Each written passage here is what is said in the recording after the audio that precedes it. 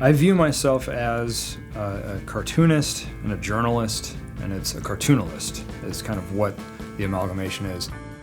I was riding the Max one morning, and there was a gentleman playing a video game, and he had a Monster Energy drink at his feet, and he was taunting his video game and just rocking back and forth and just really into it. And I remember watching that, and I'm like, this person is fantastic. I get to work, and I'm like, I have to sketch this person. And I do that, and I was like, that was great, that was cathartic. And then I'm at a Starbucks, and I see somebody with a ventriloquist dummy, and I'm like, okay. And then I see somebody else, and then I realize, got like a little stack of drawings. This is a project. I can just draw what I see, and it's just kind of a really compartmentalized one form of artistic expression of just capture the moment. I don't have to write jokes, dialogue. I don't have to do anything digitally. It's all just pen to paper, and we're in and we're out, and hopefully to see somebody next. Being able to pick that snapshot, I can't really put it into words. You know it when it happens. And it's up to the viewer. That's what I really love about this project is the viewer is the one that fills in the time before my drawing and fills in the time after my drawing. And so I just give you a snapshot of what happened, and it's almost just go play with it. The beauty about it is people can be hilarious without even trying to be hilarious. It celebrates everybody, and it could be somebody that's just dressed to the nines, walking, or it could be somebody playing guitar in the middle of a street. Like, it's everybody. And that's the goal of this project that it became. I didn't think it would be, but it's definitely evolved that way.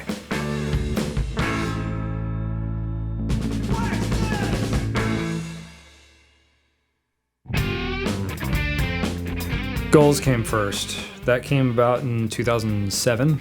They're just hilarious themselves. They're an amazing bird. I saw just a flock of seagulls behind Wendy's dumpster, and I was like, that's their natural habitat. I mean, you go to a city dump, and it's just seagulls everywhere. I like that dynamic. There's just a really funny thing about this amazing wild bird, and it's always just at dumpsters and dumps. That really was a moment that I'm like, this is a comic idea. That's a subject matter. When I walk and I stutter when I talk. Jesus feed me every day. More bread for the dukes is what I say. And I ruin the statues in the park, and I taunt your dogs until they bark. I'm in every city across the USA, from the Boston Harbor to Winnipeg. I go. I just went into this strip with no plan at all. So I feel the first 6-7 years before I went color with this strip is just me in a sandbox. Some of my jokes were political, some of my jokes were, had nothing to do with the flock. They're commentary on social issues, and it took me a while to find the voice of this comic. And I was growing up myself, so I didn't know how to write for these birds in this strip yet. So the music element started years into the strip, and now I'm very happy that's the voice of this comic. That's what I want to do. Everybody has that one amazing joke they can write, but do it again and again and again. It's that perennial work that really stands people out from somebody who just did it once, or somebody who, attempted something once and fantastic, you gave it a shot. Maybe it's not for you, but there's definitely a look at a body of work, and it's that body of work that I think people really resonate to see how much you've got out there and how much they can digest.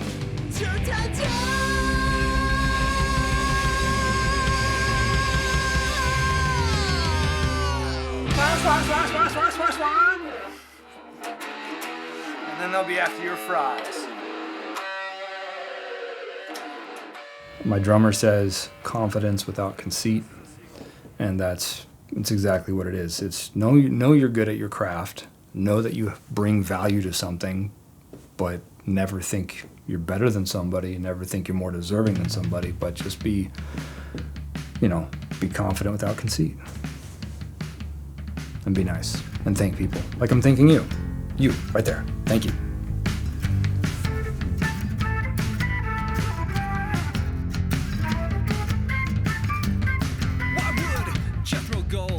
You and a flock, a music legend of classic squawk. Maybe he's broke and he's got nothing left to hawk. His tour gigs are cancelled, no more shows in Bangkok. Well, the rumor going around that's quite an earful. It's been rattling around my bird brain skull. Gulls shake their head and it's unbelievable, but I swear that bird over there is Jethro Gull. The first thing I did to start my day is I went down to the record store, going on the bay. I bought a Jethro Gull